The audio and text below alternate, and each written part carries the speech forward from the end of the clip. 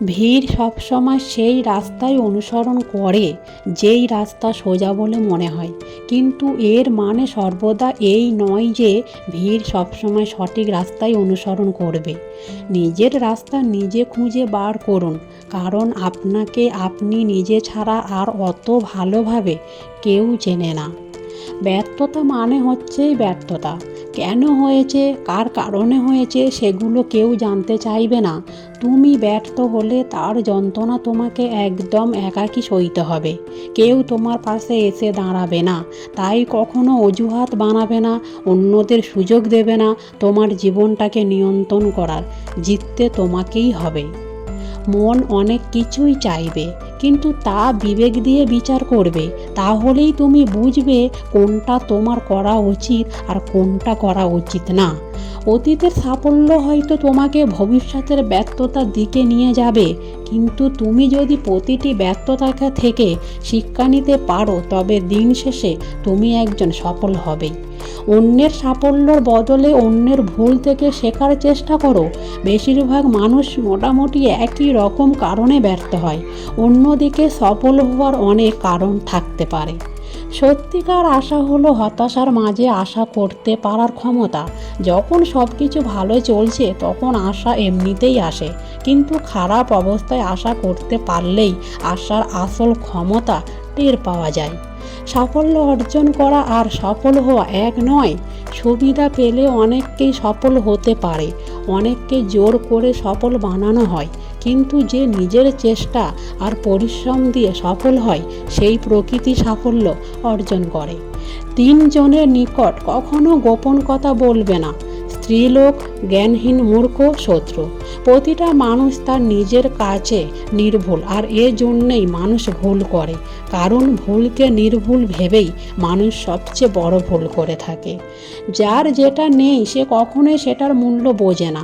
একমাত্র সেই ব্যক্তি সেটার মূল্য বোঝে যার কোনো জিনিস পূর্বে ছিল কিন্তু এখন নেই। যার কথার চেয়ে কাজের পরিমাণ বেশি, সাফল্য তার কাছেই এসে ধরা দেয়। কারণ যে নদী যত গভীর তার বয়ে যাওয়া শব্দ তত কম। একজন মানুষ এখন কতটা উপরে আছে তা দিয়ে আমি তার সাফল্য মাপি না। একদম নিচে পড়ে যাওয়ার পর সে নিজেকে কতটা ওপরে তুলতে পারে।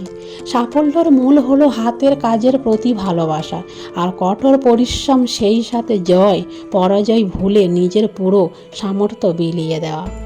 যদি আমাকে একটি সমস্যা সমাধানের জন্য 1 ঘন্টা বেঁধে দেওয়া হয়, আমি 55 মিনিট সমস্যাটা নিয়ে চিন্তা করি এবং বাকি 5 মিনিট সমাধানটা নিয়ে চিন্তা করি। পৃথিবীতে কোনো মেয়েই 6টা গাড়ির মালিক ছেড়ে 6 প্যাকওয়ালা ছেলেদের সাথে যাবে না। তাই জিমে যাওয়া বন্ধ করে কাজে যাও। তুমি যদি তোমার সময়ের মূল্য না দাও, তবে অন্যরা দেবে না। নিজের সময় ও প্রতিভাকে বাজে বিষয়ে নষ্ট করা বন্ধ করো, তাহলেই সফল হবে। সাধারণ মানুষ যতক্ষণ ভালো লাগে ততক্ষণ কাজ করে, আর অসাধারণ সফল মানুষেরা ভালো না লাগলেও যতক্ষণ না কাজ শেষ হয় ততক্ষণ কাজ বন্ধ করে না। আমি কোনো কঠিন কাজ করার জন্য সবসময় একজন অলস ব্যক্তিকে পছন্দ করব, কারণ সে ওই কাজটি করার একটি সহজ উপায় বের করবে। নিজেকে কখনোই ছোট করে দেখো না, তাহলে তোমার নিজের আত্মাই মরে যাবে। আত্মা মরে গেলে মানুষ স্বপ্ন দেখতে ভুলে যায়, আর স্বপ্ন ছাড়া মানুষ কখনোই বেঁচে থাকতে পারে না।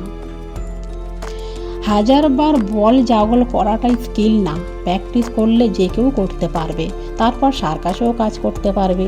আসল স্কিল হলো এক টাচে বলটা পাস করা আর টিমমেটের ডান পায়ে ফেলা। আমি প্রতিদিনই আমাকে যে প্রশ্নটি করি তা হলো, আমি কি সবথেকে গুরুত্বপূর্ণ কাজটি করছি যা আমি করতে পারতাম? আমি যদি মনে না করি যে আমি সবথেকে গুরুত্বপূর্ণ কাজটি করছি, তাহলে সময় কাটানোটা আমার কাছে মূল্যহীন মনে হয়।